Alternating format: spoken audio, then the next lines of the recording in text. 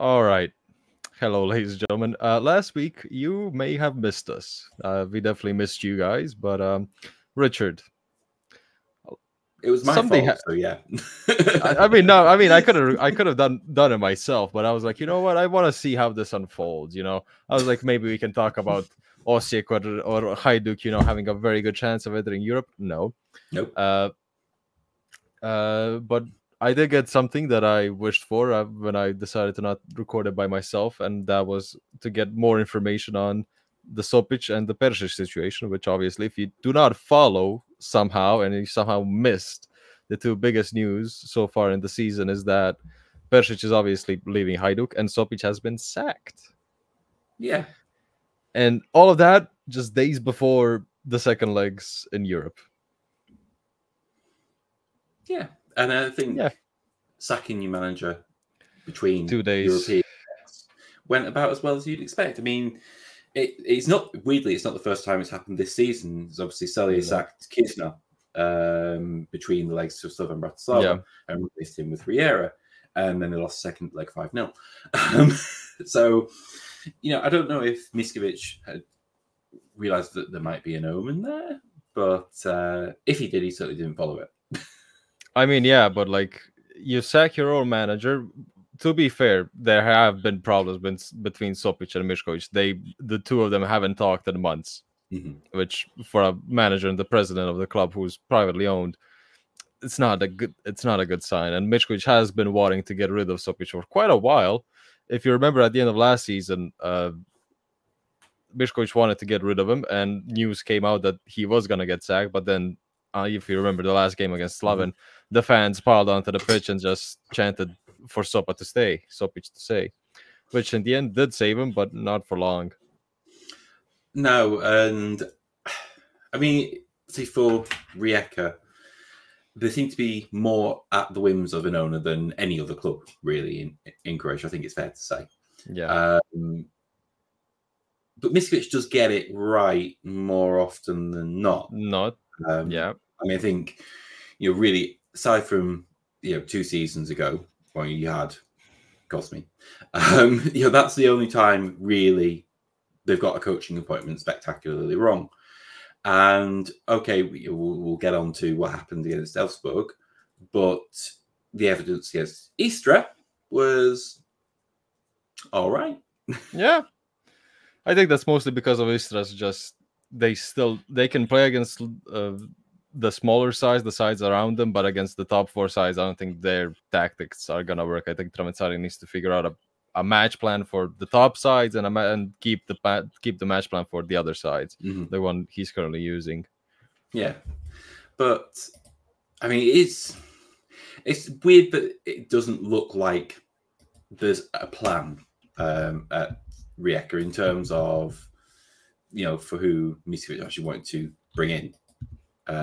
You think if you are that ardent that you don't want someone, then you would already be talking with people from outside the club already. Yeah, I think he's I'm not pretty adamant, but for now adamant to keep Jalovic for now. Yeah. And if they can beat Olimpia, get into Europe, then I'll think it'll probably stay for now. Yeah, I mean, an extra few million is always going to help your case. Yeah, obviously. But the man is pretty passionate about the club. The man's just celebrated every single goal against Istra yesterday. Pretty passionate, pretty close to the fans. The fans love him. Fans also loved Sopić, but, Mišković didn't. But I mean, it's sad to see that happen, especially 2 days before the second leg in a match that could have guaranteed you Europe. And I think on top of that, Sopić was someone clubs were looking at earlier this summer. Yeah. If you sort of make clear you can, if you want to take a job elsewhere, you can take a job elsewhere and go a bit more on his terms, just have it a bit more amicable, really, I suppose. Then, you have more time to plan, potentially, compensation fees and stuff like that. But it's the worst way for him to go. Yeah. And I hate that that happened 2 days before, because if you remember last season, Jakirovic got essentially stolen. From what Mišković said, don't really believe him, but essentially got stolen under Rijeka's hands just before the second leg. Actually, not second, the first leg against Lille. Yeah. So, like, you know, like, as Sopić said, you can't let him do the press conference announcing the match and talking about the match and then sack him immediately after. No, it's just not professional, really. Yeah. And I mean, we'll have to see how Jalovic goes. It's an interesting time against Olympia. I think it's fair to say. Again, I'm sure we'll touch on it later. But I mean, as under a cloud as Sopić left, it's not as under a cloud as Perišić is leaving. If you can see the number 14, I sadly have 2 kits of his. One is Croatia, one is Hajduk. I'm not gonna burn it, as some have done. I'm not gonna throw it into the sea. I'm not gonna remove the name off the back. But my God, I mean, yeah. So essentially, the story, for those who don't know, is at the tail end of, actually not at the end of last season, so just before, or actually during. When Perišić was at the Euros training at the camp in Germany, when Gattuso was announced, he, I think, called Gattuso to say, I want to leave. And Gattuso was like, okay, I just came in. We'll talk later when we, start our preparations. Again, preparations begin. A week until the season starts. Perišić again comes to Gattuso, I want to leave. And Gattuso was like, after 2-3 games, he was like, I'm not gonna play somebody who's not gonna be here in less than a month. So, you can just blubber off and do whatever you like. And Perišić has then said that Gattuso has gotten rid of him, even though he was gonna leave anyway. So that his whole interview with I think the Dalmatinski Portal was just, trying to save face. Yeah, I mean, it's been handled appallingly by both sides. Yeah, no, Hajduk has done. I mean, first of all, leaking the news, the leaks. But yeah, it's been done appallingly, and it's gotten much more hatred than he would have gotten hate no matter what, but it's far worse. Yeah, because it's been dealt this way. I mean, I think the perception amongst a lot of the fans seems to be, it's like, well, he just wanted to go to the Euros and that was it, and now he's gone. He's got what he wanted from us, and that was it. And I'm not entirely sure that's fair. No, it's also not the case, because from what I know, the transfer was agreed before his injury. He was supposed to come in the winter no matter what. Yeah, and I mean, how heavily rumored it was that Perišić basically had it written into his deal that if there's a point at which he thinks the club's just going, that he can just say, I want to go, and he gets to go. Yeah, that's why the release clause is there. Which is why the release clause was there, and whether Hajduk like it or not, they agreed to it. Yeah. So you can't have too much of a go at Perišić for exercising that. I think possibly where the problem comes is that if you're Gattuso and you've got your most high-profile player, just after you signed, and then again, during pre-season call you and say, well, actually, this clause I have where I think if the club's going to shit, I get to leave, I want to exercise it. It's probably quite hard not to take that personally. And I mean, I don't think anyone has ever thought that Gattuso is not the sort of person who takes things personally. So, I mean, Gattuso's handled it badly. There's no doubt about that. I mean, coming out and then trying to say, well, actually, I wasn't going to play him anyway because I didn't think he deserved to be in the side. Right? Hey, just no. You do. If he's there and he wants to play, you play him. And I don't think there was any suggestion that he didn't want to play. There was just a suggestion that he wanted to leave, but still was happy to be on the pitch. So it doesn't wash. And like you say, Hajduk have handled it appallingly. It's not great from Perišić, but there's no great way to have the conversation, which is, I want to leave the club. Yeah. And I think it's, it's from reading again some of the other leaks that came out of the dressing room, people were aware he was talking to clubs. Barcelona has been mentioned, which I don't really believe, but yeah, I mean, I don't believe it, but I think he was maybe in contact trying to say, hey, Hansi, I'm free. Hey, can I move from Split to Barcelona, please? Yeah. So, but there's that. There's clearly been something going on that probably shouldn't be going on in the first place. And to be honest, if he's contacting clubs and trying to sort it out in the background, that's quite naughty. Yeah, but you can't blame him with how things have transpired. I personally, I'm like, if you want to leave, leave. But the problem with that is he promised to play one full season at the club back and the home reception and Split after Qatar. He promised to play a full season before he was promising that he's going to come back to Split end his career, but then obviously changed that to one full season because he was probably like, okay, maybe I, play one season, then I can leave and get some money and, finish off my career. Yeah. Which, fair enough. He came in, played, 7 games in the second part of last season, played 2 free games this season, and that's it.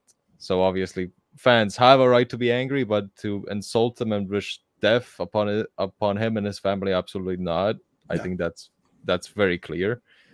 But it's just been handled poorly by every single side that's been involved. And it doesn't help when you're trying to handle it in any way. Yeah. When you're going through a period of not having any good results, which Hajduk haven't had. Yeah. I respect Gattuso for being like, okay, he's not gonna be here in less than a month, so you know what, I'm just not gonna play him. I'd rather give the minutes to some youngster, to Brajkovic, Durdov, and then play somebody who's not gonna be at the club. Fair enough, I get that. But I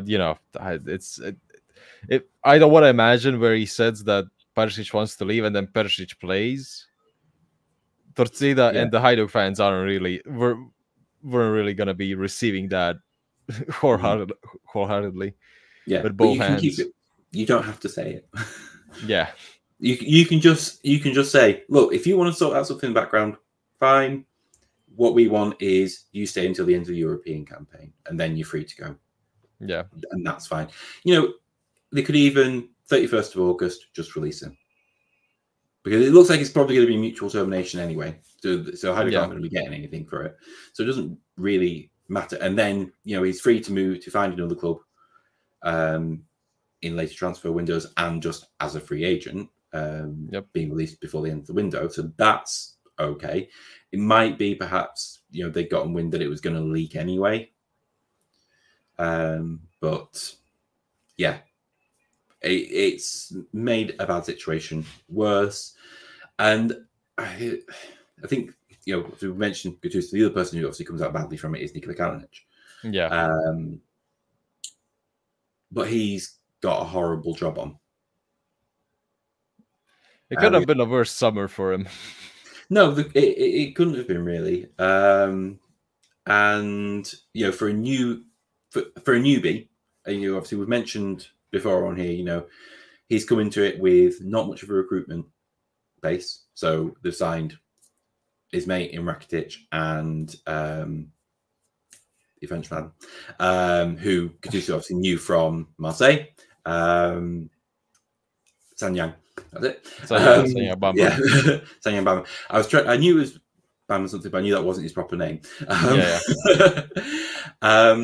So your recruitment's not working. You're going to be losing players anyway, because obviously we're seeing now Puigdemont is in talks with Parma. We'll see how much they're able to. Yeah, Hajduk has just said we're working on selling him now. Yeah, because obviously they need the money. Yeah, and we'll see how much that is.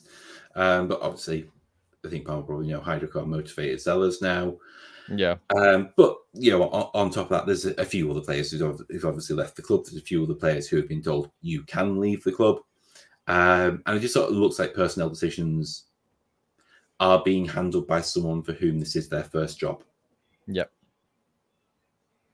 and that's not Kalinic's fault. Yeah, but he's got to learn very quickly. Yeah, it hasn't looked good on him, the whole Perišić situation, because if you knew from the very get-go, from entering the job, that Perišić was going to leave, and you haven't brought in any replacement, you can maybe say Bamba, but you were also, that was, I think, also a potential replacement for Sahiti, who was also probably going to leave, so that's, yeah. So right now, Pukstas will probably leave, as Kalinic has said. For now, Hajduk cannot literally do not have the funds to work on any kind of transfer. They need to sell Pukstas, then maybe they can get a loan in at the end of the transfer window, which ends on the 5th of September in Croatia. Mm-hmm. Yeah, it's not great. And obviously they didn't help themselves last week. Yep. Europe. So we'll mention the sides that are out. We'll keep on with Hajduk first. So see, Hajduk had lost the first leg against Lujon Barak 0-0. Drew it. Drew 0-0, and it was a nothing game. Second leg, back out Boyud, lose 1-0. To an own goal from Charlia, because he was going to kick the ball, just shins it essentially into his own net. Yeah. And then Hajduk has like 5 great shots. Has a chance immediately after Pukstas, who we're talking about right now. Bamba shoots, goalkeeper saves, Pukstas just needs to lift it a little bit, just above the goalkeeper's legs, shoots it straight at the keeper's legs, and the goalkeeper saves it. Yeah. Later, Trajkovski, Livaya has 2 chances. It's just a day where you didn't score. Yeah, I mean, Charlia could try that clearance 1,000 more times and not manage to do what he did. Yeah. And I'll just read out the XG. I'm sure you probably, if you don't know it already, I'm sure you don't want to hear it. So with Jean-Baptiste, 0.24. Hajduk, 3.7. Yep. It's been a common theme since we started the podcast to read out the XG of Hajduk and just laugh. Yeah, I mean, I think the thing is, obviously, I watched the game back. I didn't think Hajduk were that good. They had good chances, but they had good chances because of mistakes and little bits of things falling nicely. Yeah, it's Ružomberok Berok, who obviously aren't at that level, but I also love that Ajax lost to Noah, which when I saw the draw, I posted in my group chat with my friends that the most Hajduk thing that could happen right now in 2 weeks' time is Hajduk lose to Ružomberok Berok and Noah in some shocking way beats Ajax, which exactly happened because Chancharovich decided to score from his own goal. Yeah. And I don't know if you saw this, but for Ružomberok Berok, that was only the second time they've ever won an away game in Europe. I mean, at least it's not the first. It's not the first. No, the other side were Brann 7 years ago.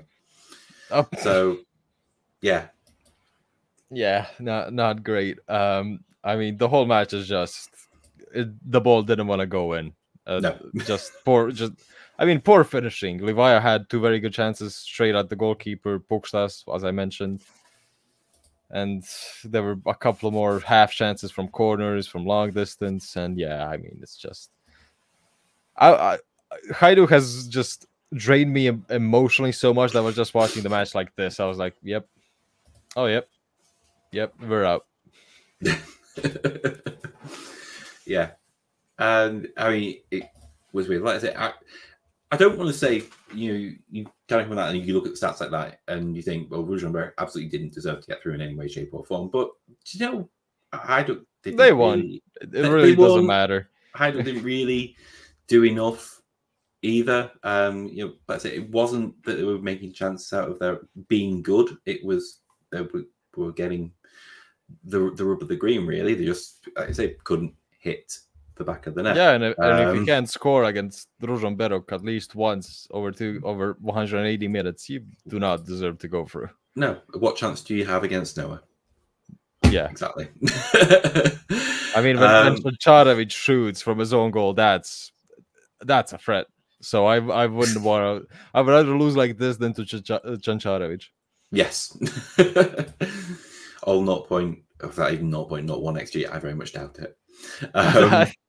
We need to add more decimals. Yeah. Which, well, we'll go into the ones that are out. Zire, Osijek. Yeah, let's go to Osijek. 1-0 in the first leg, 2-0 in the second. Zire win. In both in both games, Osijek just concedes a last-minute goal. Yeah. Just stupid. Just first of all, in the first game, I don't think we didn't talk about the first game because we didn't. Yeah. So in the first game, obviously, who made the foul in the last minute? Was it Duarte? I think so. Yeah. Yeah, he's now left the club, so yeah, that was his punishment. Yes. But yeah, I mean, in both games, you just concede a last-minute goal that denies you a victory, and penalties as well. And not just going out on penalties, but conceding 2 penalties in the tie. You're not going to help yourself. How do you miss 4 penalties? How? Out of 5? How? Ask Slovenia against Portugal. True. Don't ask Ajax Panathinaikos. Or that. I thought if you remember the Croatia-Japan penalties in Qatar, I thought Japan had bad penalty taking until I saw Osijek. Yeah. And Chaulina absolutely saved them 3 times. It was a crazy penalty shootout where we only saw 3 penalties go in out of 10. What the fuck? But yeah, Osijek just, I mean, it's just typical for Croatian clubs to go out in stupid ways. Yeah. And it's happened again. Yeah, I mean, again, so we'll talk about Osijek a bit when we talk about the past weekend's games and the game against Gorica. Osijek just need a win. Just need a win. That's all they need, because they have pretty much everything else going for them. They're creating. They haven't looked bad. They haven't looked bad at all. Okay, yeah, I think Zire probably did deserve to go through. There's not too much doubt about that, but Osijek should have gotten through had they not given away stupid late goals. Yeah. It's lapses of concentration, which is what you expect when things are setting in. This is the difference between Hajduk and Osijek at the minute is, you can't see what plan Gattuso has at the moment, save for I'm going to come in and I'm going to make sure these guys are really disciplined and this and that, when they need picked up off the floor. Yeah. With Osijek, you're not actually really aiming for success this season. You're probably looking towards 2026 for when you feel your window of contention is. But everything is building towards that. And you can kind of accept silly results like this if you know that that's going to come. If it comes. Yeah, I mean, they've looked good. And obviously, against Šibenik in the first game, Chaulina, second game, again, last minute. You can see in the last minute to Dinamo. Against Gorica, also late. I mean, it's just... these are young players we're talking about at Osijek currently. All of them are pretty young. I think the average age against Gorica was like under 23. Actually, no, straight on 23. So, young squad. You just need to give them time to gel and just, get some experience, because some of these guys are, just starting their careers, their big careers. Yeah, there will be. We know there's enough quality there. But it's got to be in the environment where it's low pressure. It's almost we mentioned Čavlina moving from Lokomotiva to Dinamo to Osijek because they wanted him tested in a higher pressure environment than he was at under Lokomotiva, and that's for him to adapt. It's that sort of learning journey that a lot of them are on. But also, you've got a manager who's on that same learning journey as well. Everybody's on the same road. Yeah. Which is specifically just the road back home. Rijeka might be in a couple of weeks as well. Yeah, Rijeka lost to Osijek, as we already mentioned. Obviously, Sopić got sacked, Jalovic took over, and it couldn't do much. The first half was pretty boring. Nothing much happened, and then Osijek just scored 2 goals in the second half, and Rijeka just didn't do much. And again, stupid goals. Stupid goals. The Baidu goal, it's a slack bit of passing around the back, cut out, and an easy finish. For the second goal, it was a better goal, but that's the sort of goal you can see when you're Rijeka and you're having to chase the game, and then you just see the game killed. Yeah, and the first game, obviously playing more than 30 minutes with one more player, since I forgot who got a red card from Elfsborg in the first leg. It was Abdullahi, obviously the goal scorer in the first game. So you played 30 more minutes, and Elfsborg actually looked better with 10 players on the pitch than with 11 in the first leg. Which, congratulations to Rijeka. You really gotta try to do that. Yeah, but they get a chance. They get a chance. This is probably. I know I did. I said this is probably for me. This is tie of the round for the playoffs. Olympia Rijeka. Just because on paper, Rijeka, on paper it shouldn't be much of a contest. But, Rijeka should be getting through easily. But Rijeka always the but. Place. Olympia are absolutely flying at the minute. So I've watched them. Well, as you know, I watch them regularly anyway. But they battered Sheriff. They beat Sheriff far more impressively than Elfsborg beat Sheriff. You talk about them last night against Celje. They should have won that game. And it is just almost like if you give Olympia a Spanish manager, their quality just goes through the roof. Yeah. For whatever reason, it was happened with Zire. It's happening with Victor Sanchez. So I don't want to sit and say I think Olympia will get through, because it does still kind of sound silly. Rijeka have a much better side, but right here, right now, I think they might. I think it's 50-50. Yeah, I mean, it's Croatian teams in Europe. It's really just you can throw a dice. I'm not sure.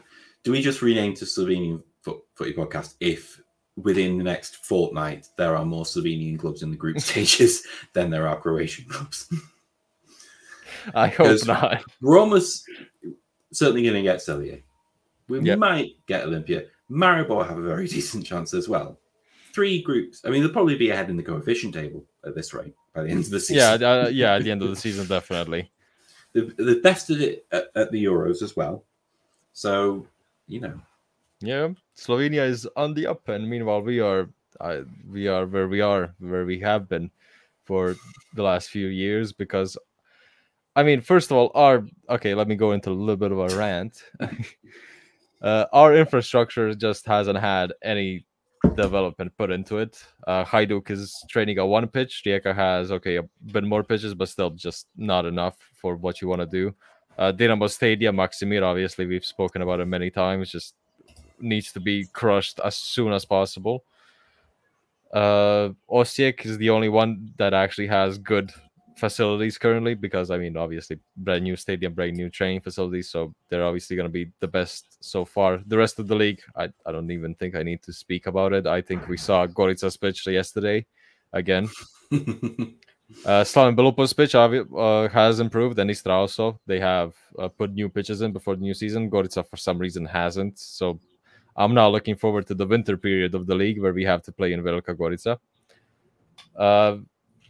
And it's not appealing to players to come here and train on 1 pitch where the junior sides play and train also. Mm-hmm. So it needs to be central money. Yeah, and it's what you've got in Serbia. Yeah. God knows there's a hell of a lot wrong with Serbian football. A lot. To their credit, they have put money into bringing the pitches up to standard. Now, a lot of that is still ongoing. If anyone watches the Superliga, Hajduk, for example, opened the season with a home game that they ended up playing at Partizan against Partizan because the pitch work wasn't ready. Yeah, and you've got a lot of sides who are playing at other stadiums in Zire and places like that because of the work that's going on into bringing in hybrid pitches and things like that. The Highness surely has €1 million, €1 million, bobbing about the account to be able to put something decent in at Gorica. Yeah. It's not. It doesn't seem that difficult a thing to be doing. Yeah, as it's a stadium not that long ago was being used for internationals. Yeah, it was being used for friendlies. It was being used for the Croatian Cup final. Yeah. So I mean, it's just sad. Our infrastructure just needs to improve, which is something that Gattuso has said for Hajduk when he came in. Just infrastructure just needs. So if Hajduk gets money from Pushtas, I would rather that go into infrastructure because that means we're gonna be better off in a couple of years than bringing somebody in for whatever money we sell Pushtas for. Yeah. One club that will be getting millions and millions and millions is Dinamo. A lot of millions, and maybe even more millions if they beat Karabag, which they are playing against tomorrow in the first leg. Yeah. And I don't really think Karabag will be making it to Azeri sides beating Croatian sides somehow. I hope not. They have a couple of players who I know in terms of players I've watched a lot, like Jankovic, Leandro, Patrick Andrade, and Redon Gisha. But yeah, I mean, come on, guys. This isn't a squad that is good enough to be beating Dinamo. Especially this Dinamo that's just doing their thing. That said, they did beat Ludogorets 7-2. 7-2. 7-2 away. And was it like 5 goals? No, it was 4 goals in extra time. Yeah, 4 goals. Yeah. Which is weird. Don't see that often. No. But, I mean, they don't have it to resist Dinamo, really. I don't think, okay, Ludogorets are an all right side. You see them in the group stages pretty much every year, but they're there to be cannon and fodder in most group stages, if we're fair. And the other side, they beat Lincoln Red Imps. Well, yeah, you should be beating Lincoln Red Imps. Yeah. Dinamo are much better than them.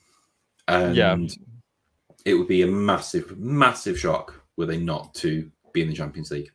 Yeah, and Dinamo obviously hasn't had the duty of playing from the second qualifying round. They've gone straight into because of Real Madrid. So they've had time off. They can just, freely go into it and just throw it all in for the Champions League, which if they do get it, it's just more and more money for Dinamo to run away with.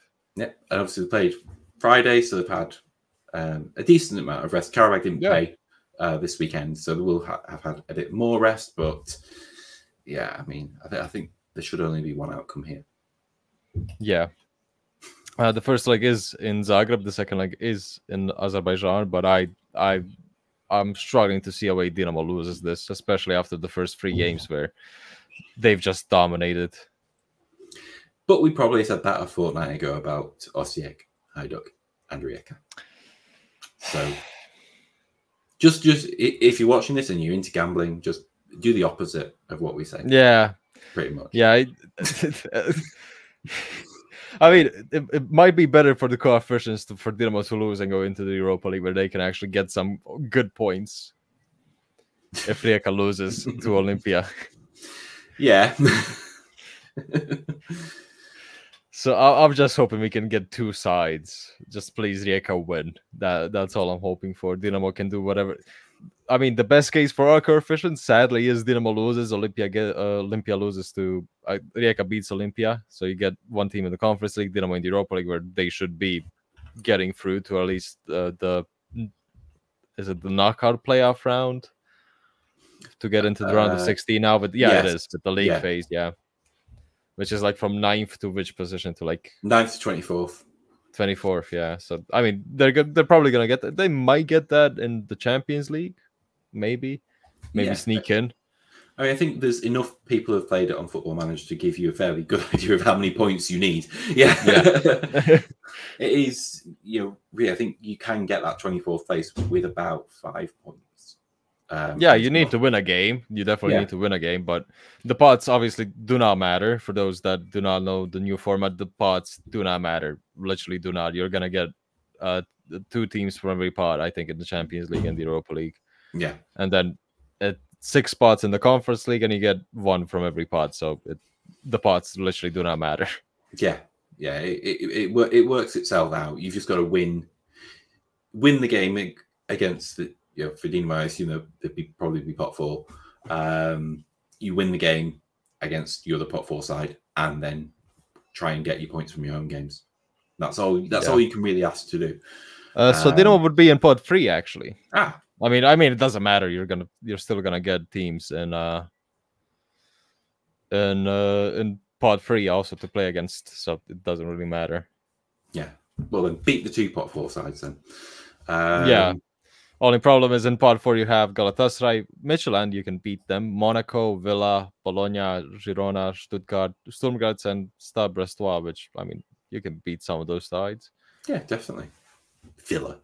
Who are they? Yeah. What have they ever won? And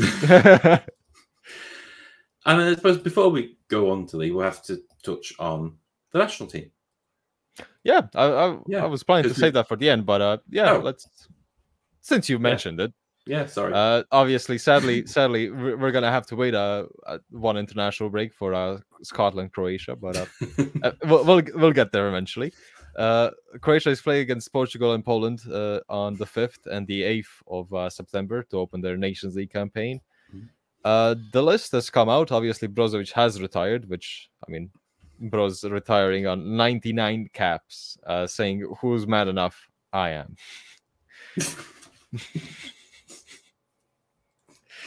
But it is Brozovic to the fullest to do that, to be like, you know what, I've made 99 caps.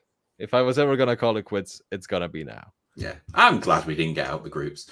And Vida as well on 105, a more normal number. Yeah. But essentially, so the goalkeepers are Livakovic, Kotarski, and Labrovic. Ivušić has been dropped. Labrovic obviously has started playing for Augsburg, made his first appearance in the cup.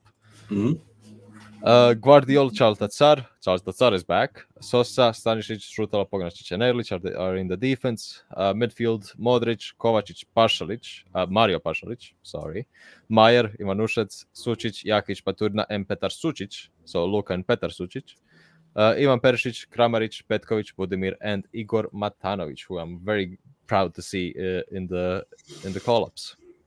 Yeah, I'm slightly. I mean, I'm not complaining about Matanovic. I'm slightly surprised Bellew didn't make it, just because I know he started very well. Yeah, his season has started very well. Yeah, and I would just have thought Dalic would have wanted to take a look at the guy in form. Yeah, but. I mean, the problem I have is where are the wingers? Well, one of them is probably. I mean, he's still down on the squad list as Hajduk split, but I think probably by the time the game comes around, attached. He's going to be probably a free agent or somewhere else. Yeah, but I agreed. But again, against Portugal, you know how to play against them and how to beat them. We've done it fairly recently. And I think everyone really knows how to beat Portugal anyway. And Poland are crap. Poland are very crap. Sorry, but I mean, this is just I'm just glad to see Petar Sučić and Matanovic. Maybe we could have gotten Sigurin because you need that, try to get somebody into that Brozovic role in a way. Unless he's Canadian this week. Canadian? I mean, just picks and chooses. Well, apparently that's why. Well, I don't know if someone got in touch with me on social media. I think they tagged you in it as well. But apparently Seagull's chosen Canada. What? That's what they said. Where? Did they? Oh, yeah. They're asking how related Luka and Petasucic are. Yeah, and that Canada have convinced Zico. I mean, I wouldn't be surprised. I mean, Dalic has waited a bit, and I wouldn't fault Sigurd for being like, you know what, I'll just go. Yeah, look, you're going to host a World Cup in a couple of years, and you've got a good manager. Obviously, they did well at the Cup. Yeah, I mean, Sigurd also wasn't in. Yeah, and Sigurd also wasn't in the under-21s call-up. So yeah, that probably makes sense if he's going to Canada. Yeah, didn't see that. Yeah. Oh, I'm the font of all knowledge here. Yeah, I mean, I mean, it's a bit upsetting because Sigurd can cover 2 positions, so it's good to have that versatility. But we'll see. Maybe Jakic does a very good job, and in not the Brozovic role. I mean, nobody can really replicate Brozovic. Brozovic is just a special player. I mean, nobody. I don't think we've seen a Brozovic type. You rarely see a Brozovic type come through in football. Yeah, but it's not a position you're badly stocked in. I think it's fair to say. Yeah. And for him, it kind of makes sense. You've got much more chance of getting a lot of caps for Canada. You have a guaranteed World Cup. Exactly. So why not? Yeah, especially if Dalic hasn't expressed, that he's gonna call you up. So yeah. So so I'm just looking at Canada's games. Their games are a little bit later in the break than Croatia, so they're probably not naming their squad for a couple of days. Yeah. So that will probably be when we'll find out if he's Canadian. But even still, if he's Canadian, they are just friendlies, so he possibly still could. Yeah, if Dalic hasn't called him up now, if Dalic hasn't called him up now, I think that's done probably. But I like the call ups. People have been going out for Perišić, but I mean, this is Dalic we're talking about. You always got to take that into note. You got to have somebody else there with Modric, and Perišić is the vice captain of the national team for years and years now. He probably, I mean, let's be honest, he's probably not going to get called up for the November games, but at the end of the day, the home game this time around is being played in Osijek, so it's not going to be much of a problem. Not much of a problem. I probably wouldn't play him in Split. I wouldn't risk it. But yeah, I mean, I think there are those bits where there are players who at some point are going to move on. Perišić is probably first of those because we really have got to see what form he's going to be in and what fitness he's going to be in. But if he does go, well, Piazza's there. Yeah. So it's quite an okay succession. It is, and you also have on the standby call-ups, you have you already said Piazza, Barišić, Ivušić, Pašalić, Moro, Fruk, and Ljubicic. Yeah. So pretty good choices. Yeah. I mean, I like the call-ups. I like that, we're getting Matanovic and Sucic, which I hope to see against at least Poland a few minutes, maybe even start if possible, because I mean, it's the Nations League. I don't think we can try and go for it. It's not that tough of a group. You just need to beat Portugal, which I mean, we've done. Yeah. Yeah. they didn't really look that good in the Euros, but then again, neither did we. But yeah, we'll see. I mean, I just hate seeing the kit whenever I see the graphics of our call-ups. Yeah. I like this kit much more. But should we get to the league?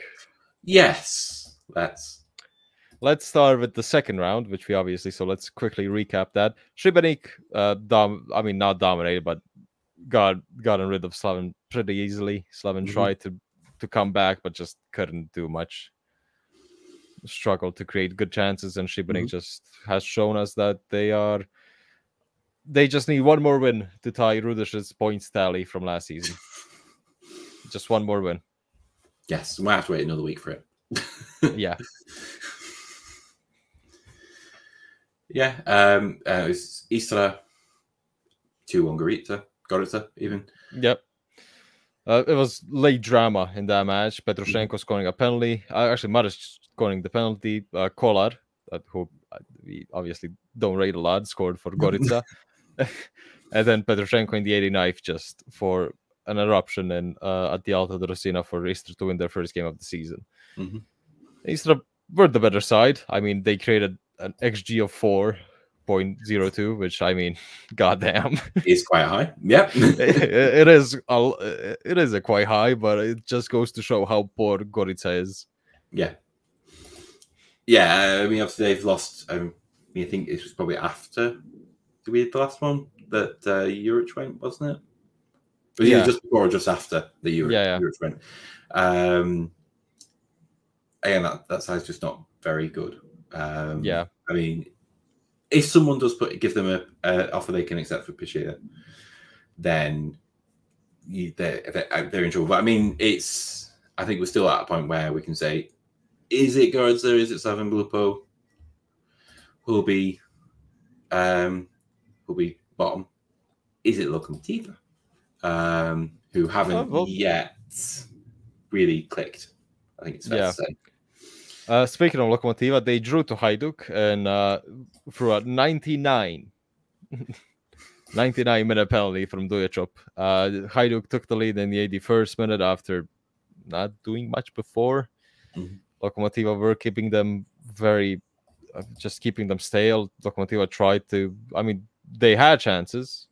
Lucic had to save a couple, but Hajduk also had a few chances, which Šubarić saved, but then Trakovski scored, and then in the 99th, actually 97th, then Sigur comes in and just, I mean, it was almost a certain goal chance for, I think, Mudražija, who he takes down in the box, which, I mean, yeah. And Duječop obviously is Duječop, so he is gonna score it. Yeah, still not washed. Osijek Dinamo 2-1. Dinamo, just dominating. Pedro Lima was able to get an early goal, but that just invited Dinamo to put more and more pressure on. Yeah, and I mean, again, it's more of the same from Osijek. They look okay, just not quite there yet. In their project, and then the final. Well, the weekend was Varzin Rijeka 0-0, and that's really about all you could possibly say about that. Bunch of nothing. Yes, it was enough to get Sopić sacked. Let's get into the third round, which started off, as we mentioned, Dinamo played on Friday against Šibenik, and sadly ended Šibenik's run of winning games, and they couldn't tie up because obviously Dinamo is Dinamo, and they put 3 past Šibenik. Could have been more, but Ristovski decided to, just score a goal, actually didn't get an assist, but scored a goal. And I hear the cat. Yes. Sorry, that was me just letting him in, and then it'll very soon be me kicking him out. I think he wants a word on Šibenik. He could have a word on Šibenik, I suppose. They weren't bad at all. They created some chances.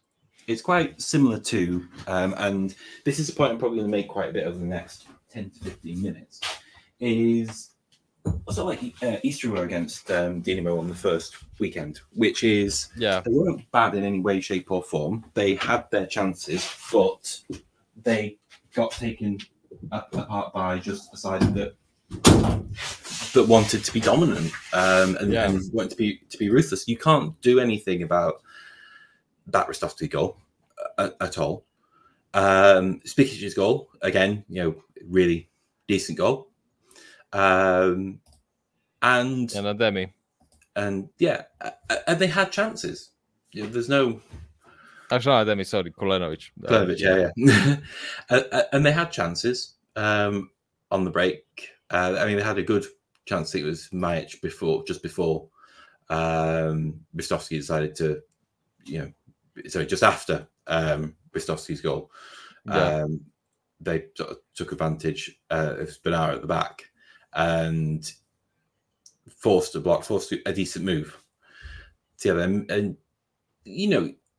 we saw it against Issue. That was actually kind of when they were able to put chances against was just after the goal. And it's sort of almost just when you have that changing mentality, that transitional mentality, where you're going into a new game state, that Dinamo seem maybe a little bit weaker.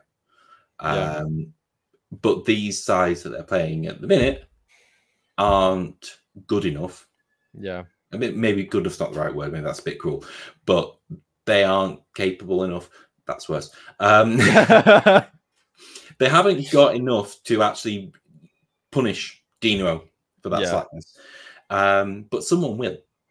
Eventually, but it's just whether it's going to be in the high NL or whether that's the sort of thing we're only going to be seeing in Europe. On the European level. Yeah. I mean, Šibenik have looked very good. I think it's fair to say in all 3 games. Just a very good side that will stay up. I think I can say with I think I can say with certainty today. Yeah, I don't think there's any doubt about that. They were much, as we mentioned, them being Slaven Belupo, they were much better than Slaven Belupo. And again, Majic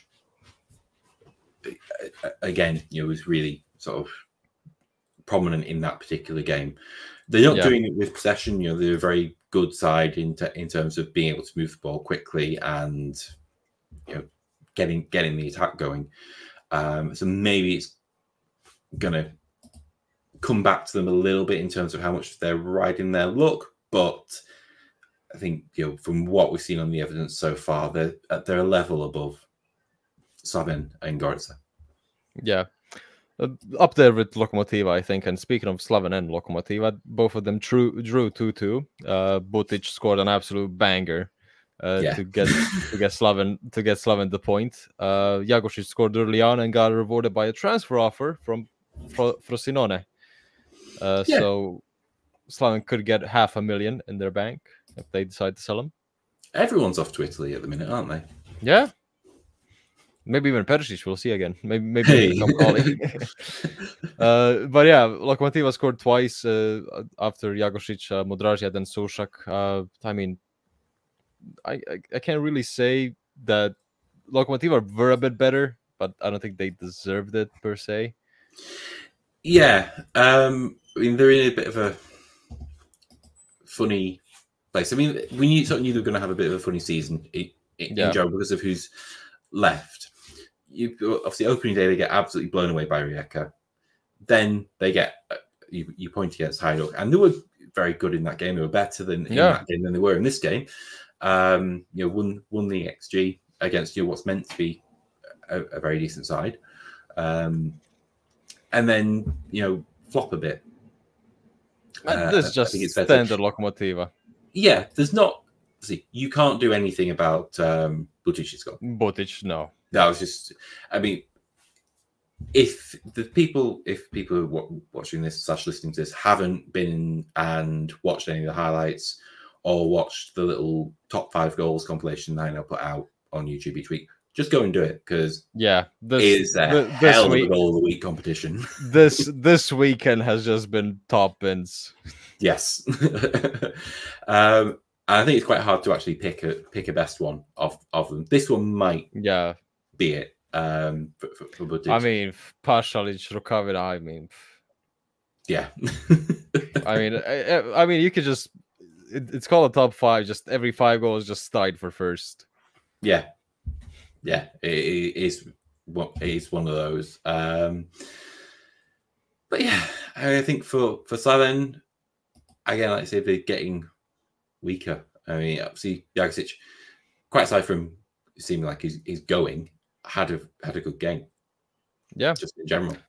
Speaking of Slaven, they are rumored. Well, today a rumor has come out that Dolček and Grgić are gonna possibly return to Slaven. Grgić is on his way to Koprivnica again. Dolček will seemingly terminate his contract with Duck, Dunajska Streda, and might come back. And they're still in talks with remind me, Christian Fučak from Osijek, right? to get him on loan. which might tip them over the edge against Gorica. Yeah. And maybe even Shima Grżan, I think, also has been mentioned with them, but I think Fučak is more realistic. Yeah. And I mean, we saw him at, I think last time he played regularly was at Gorica, wasn't it? And then he got injured, his ACL. Yeah. If he's used correctly, he's a very good player. I mean, he was a pretty big part in Gorica's road to safety. Yeah. Because he's a classy target man, really. Yeah. With exactly what you need. Yeah. And let's get into Hajduk, who obviously, I mean, the lineup, Lucic is suffering is still dealing with an injury. So Gattuso has said until Lucic fully heals, Kalinic will take over every second or third game in the fixture list. So, I mean, Mufi has now also gotten injured. So you see, Hajduk is again mentioning Hajduk and injury problems, which not a surprise at all.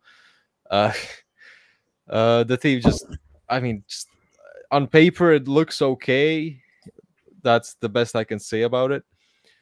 They beat Varaždin 2-1. Mitrovski scored the early goal in the 8th minute. Then in the second half, Krovinic scored from long range, took a little deflection from Lamina Bat to get it to go in. And Šimon Hrgović had to be placed on right back, and with his left foot delivered an absolute beautiful cross to Livaja, who headed it past Zelenica. Yeah. What did you think about Varaždin's goal in terms of the regularity of it? I think it's a foul on Kalinic because, I mean, he goes into him. Yeah.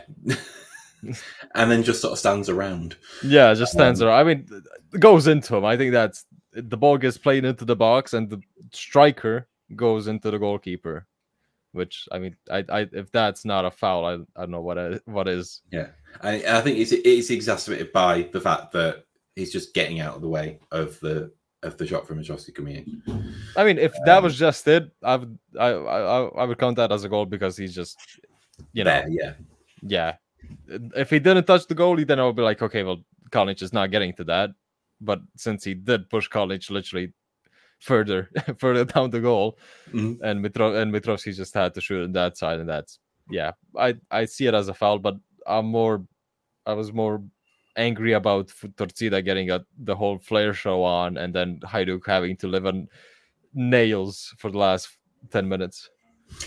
Yeah, I mean, Zelenica had a good game as per. There's nothing always against Hajduk. Against Hajduk.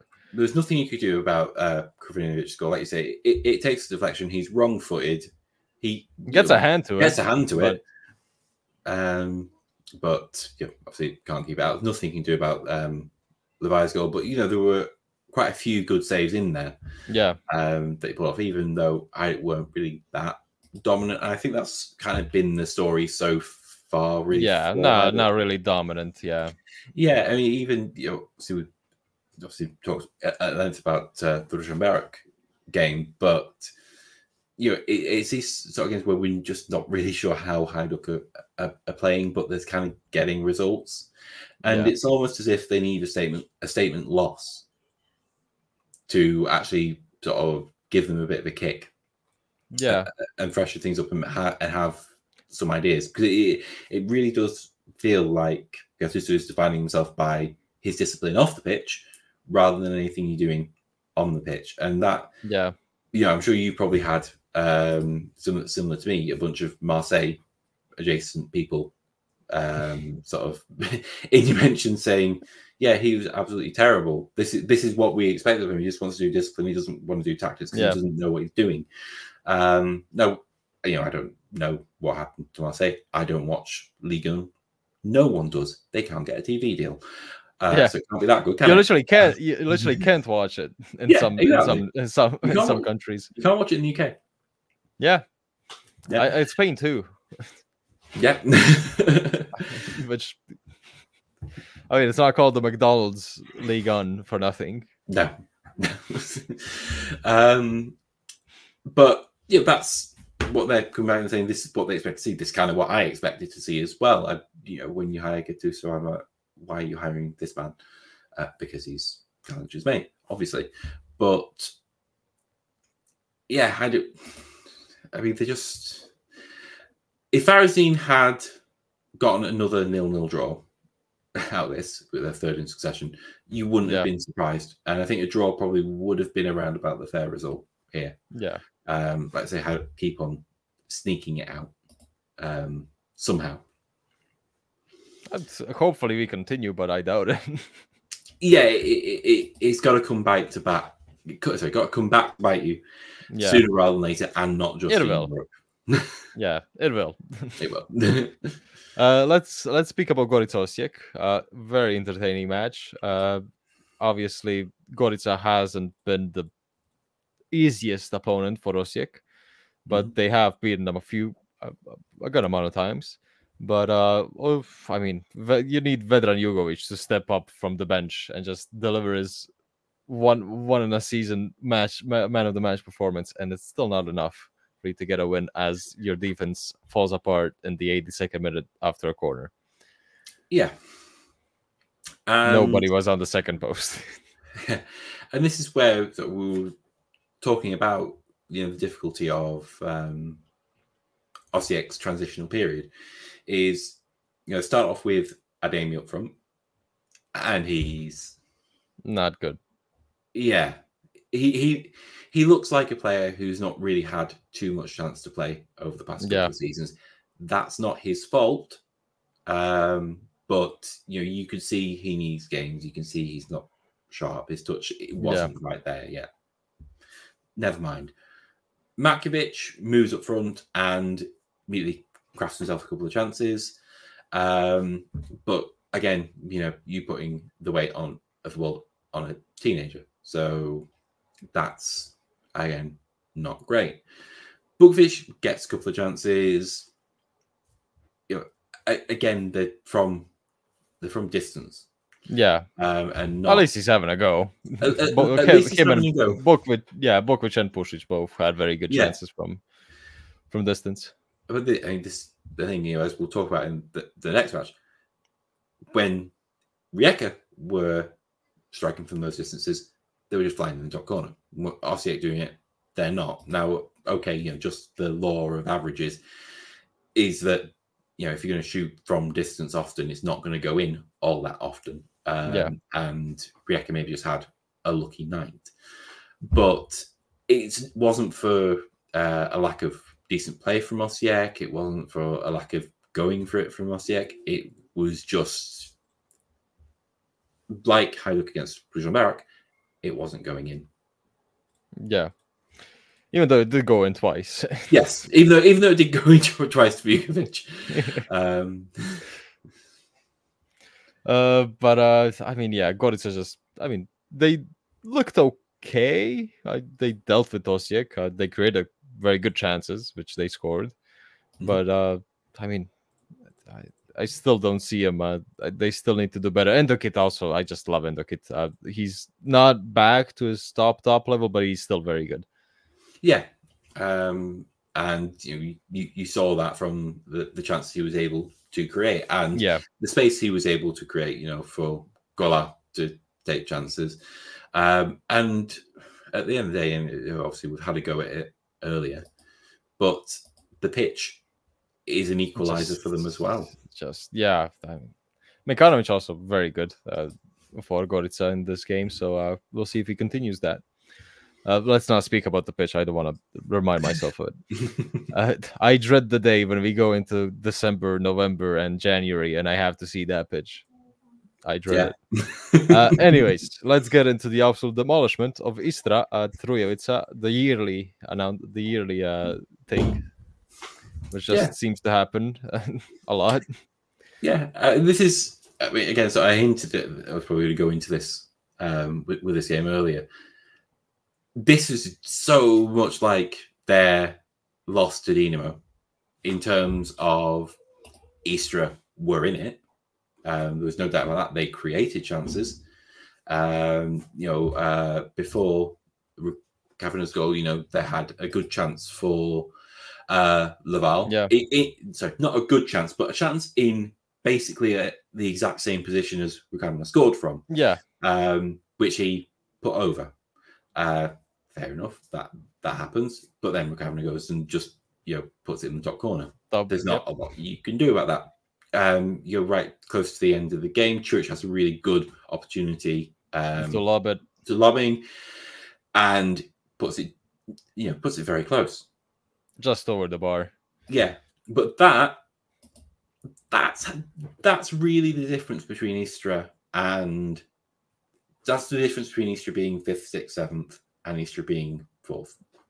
Yeah, is that they're that little bit of ruthlessness down from Rijeka. Yeah, but they were absolutely in it.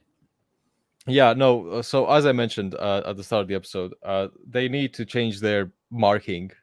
Their man-to-man marking will not ever work against top sides, especially Rijeka and Dinamo, who have obviously made them pay. The man-to-man marking just allowed Rukavina, Pašalić to just beat their man and have a shot without anybody in the region to block the shot. Yeah, it gave them space outside. In a way, it and worked. Ivanović too. Yeah, in a way, it worked because the space that it gave them the space in areas that weren't necessarily that dangerous. Yeah, you can't really expect Rukavina to do what he did. You can't expect Pašalić to do what he did. Ivanović as well, goes past a couple of plays. It's a very good goal. The only goal, sorry, Ivanović is first. Ivanovic's second is the only goal where you probably will be looking at the move and think, okay, yeah, actually, absolutely, we should have prevented that opportunity from getting to there. At the end of the day, if Hajduk's going to go from 20 yards out and just put it in the top corner, there's not a massive. Yeah, there's not much you can do, but yeah, but it's the same thing as against Dinamo. You just need those players to be in the defense, not marking their man, to have a better chance. Because Rijeka and Dinamo are gonna make you pay. Gorica, Slaven are not gonna make you pay in those kind of chances. No, they're not. And I think you sort of look at where the ball was getting turned over as well. Yeah, Rijeka, Istra weren't turning the ball over really high up the pitch. There's only, I think I'm just looking at just 3 occasions where they turned it over high up the pitch, where it turned into a shot. You look at that for Rijeka's turnovers, 7, 3. Who were able to target Perišić very well. You have 3 turnovers on Perišić that ended up with a shot. So that's not good. And maybe that's sort of telling. If you're Tarzani, maybe that's going to tell you that possibly it's the pressing where the game was lost, or at least maybe not where it was lost, but where the score was exacerbated. And they've already conceded 10 goals this season. Yeah, well, that's just standard Easter, really. But that's also, that 10 goals is, without checking facts, is probably more than they conceded in a shot at Sani between when he took over and the end of last season. I think so. Yeah, I think so. We already mentioned Dinamo, Karabag, Rijeka, Olympia. Let's just quickly mention the next round, which starts obviously. Wait, does it start on Friday? No, it doesn't. We don't have High Friday. What sorcery is this? Excuse me. We have 3 games on Saturday at 6:15 p.m. Varaždin Slaven, at 7 p.m. Lokomotiva Šibenik, and at 8:30 Dinamo Gorica. And then on Sunday we have Istra Hajduk and Osijek Rijeka to end the round at 8:45. That's a good way to end the round. A very good match. Yeah, and obviously we'll see from that one how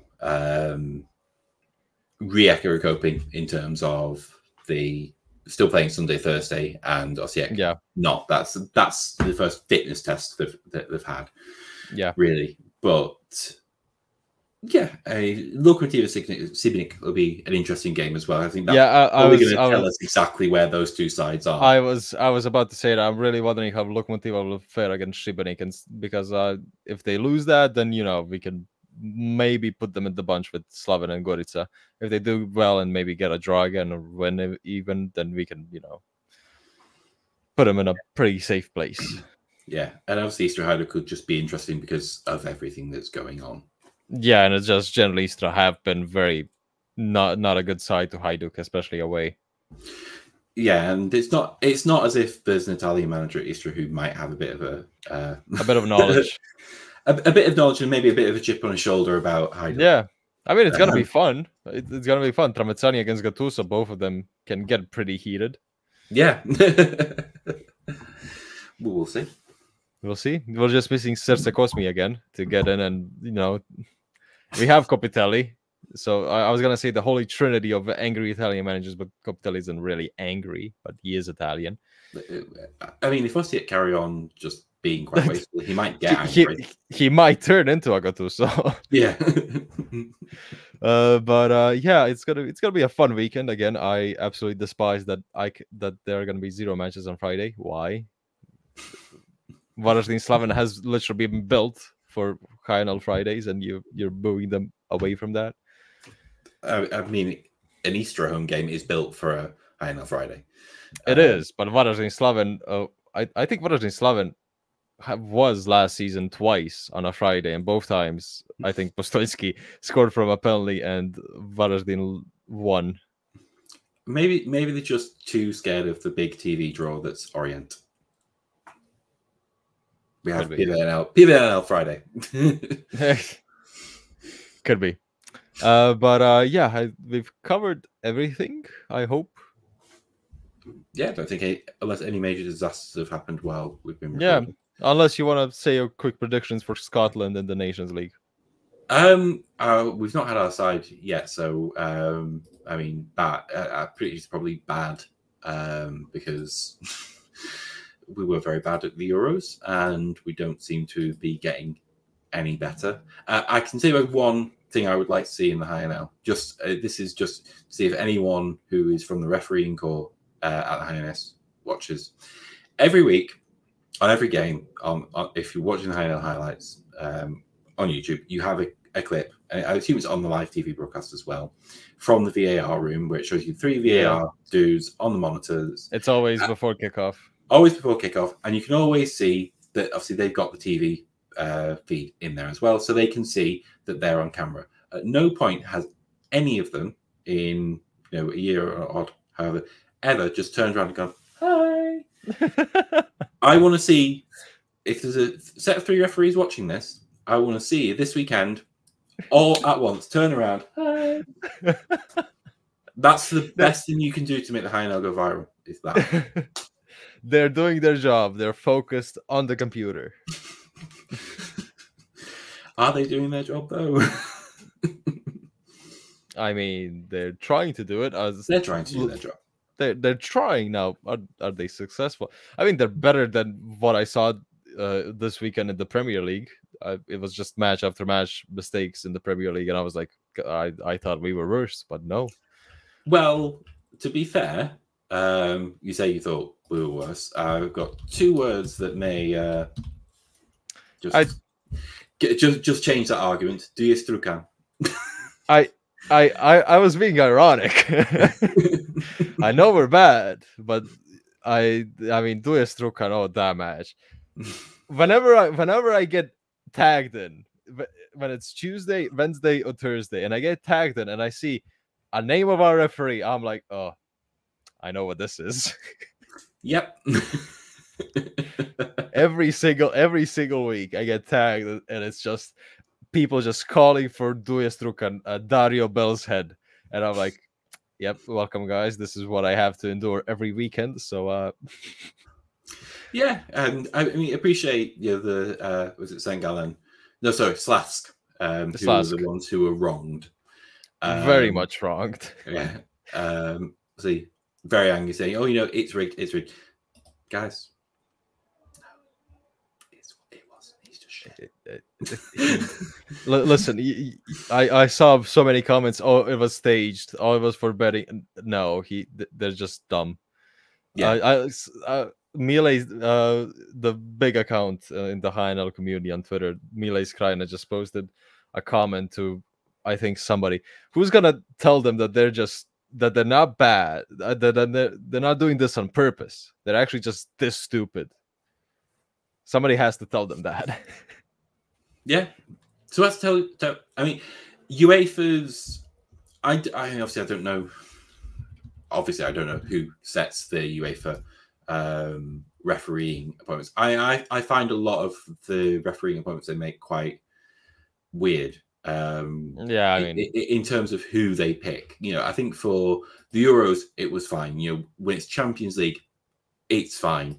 But when I see Nikola Debanovic, who's the Montenegrin referee, yeah, actually being still used for European games, I'm like, what are you doing? This is going back a little bit. I am not caught up on my Montenegrin football lore. Debanovic, I'm trying to remember what season. It was a couple of seasons ago. A team walked off because Debanovic was the referee and he racially abused one of their players. Or was accused of it because it's Montenegro and there isn't any fucking TV footage of it, or any proper footage of it. You can never really tell. That's what the player was saying. It's like, I was racially abused by this guy, and he got sent off for it. Like UEFA, you're still. I mean, oh my god, and he was doing knockouts in the Europa League and Conference League last year. Oh. That guy shouldn't be doing it. And fair enough if obviously I'm saying that, and he was entirely innocent, or UEFA have evidence that proves it. That was what the player said, and obviously you can only go for the nature of that level of football. It is always he said, she said, in this regard. But you need to use a bit more judgment, UEFA, in who you're picking. Basically, I think it is what we're saying. We appreciate there's only so many referees, and you can't just have them all from major countries. I mean, I think even in major countries, there's a really iffy standard of refereeing. Like you mentioned, the Premier League. I mean, we could just talk about the Premier League. Yeah, I mean, see, for my local clubs, the EFL League 2, I go and watch them occasionally, and you'd be surprised how bad the refereeing is there. They would not get a high now game. Let's put it that way. So there's a talk on standards in general that needs to be had. I don't really know how you do that in terms of refereeing education. We need to get Slovenia from Twitter on it. Yeah, I know he's a qualified ref. So there you go. No pressure, lad. No pressure. But that's been our short round on referees. If you are a fan outside of Croatia and you have a team participating in the Champions League, Europa League, or Conference League playoff, and you, by the gods' awful hand, get handed a Croatian referee, I'm sorry if it doesn't go in your favor, and if it does go in your favor, then very good. Well, it's just Vikingur. The team Vikingur of Iceland against UE Santa Coloma, Ante Chulina. I mean, that is Dario Bell on VAR. We literally got the two worst teams, and I'm not surprised. Yeah, I think maybe just the thought was, well, surely the Andorrans, if we screw them over, the Andorrans can't be too, can't be too abusive. I mean, Vikingur is from Iceland. Yeah. Iceland hasn't had a team in Europe. Yeah, they did. Breiðablik last season. Oh, Breiðablik, yeah. So they got put out in first time. Yeah. So I'm cheering for Coloma. Yeah, I mean, it was Coloma who knocked out Fellers. Was it that Coloma? I think it was two. I don't know. It was Inter from Andorra. Inter Coloma. Yeah. I mean, it's so small. They're all from the same place anyway. Yeah. UE Santa Coloma has dropped into it from the Europa League, having been beaten 9-0 by RFS. RFS, yeah, and they beat Balkani in the first round in the Champions League. That was right. I knew they'd beaten someone from around here. Yeah. So I'm gonna be cheering for Coloma. When's the match? It's Conference League, so it'll be Thursday. Yeah, Thursday. Okay, fair enough. anyways, tomorrow the big match is Noah Ružomberok. So if you want to watch it, watch it. Is that actually a Tuesday game? Yeah, it is, because it's Armenia. The other Armenian teams play. I think they all play on the same stadium. So Right. Yeah. So if Hajduk did go through, Hajduk would not played against Varaždin this weekend.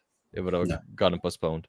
Okay. So yeah. Anyways, we've gone on a short ramble here for like 10 minutes. We apologize, but and all about me just saying VAR need to be doing camp little hellos. Yeah, thank you guys for listening, and we'll see if we see each other next weekend. Maybe, unless you get COVID again. Yeah, I'll try not to. But thank you guys for listening, and I mean, let's hope we can get 2 teams in Europe. Oh, we'll definitely one. Definitely one, but let's hope for 2. Let's hope for 2. Since we can't get 3 nor 4. But yeah, anyways, thanks for listening, and see you guys next week.